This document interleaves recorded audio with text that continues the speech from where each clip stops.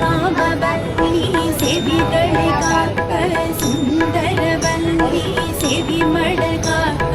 சர்க்குணவல்லி சிரசினை காக்க ஷண்பகவல்லி சிந்தையை காக்க கற்பகவல்லி கவசமணிந்தென் நேரமுமெந்தனை நயந்தே காக்க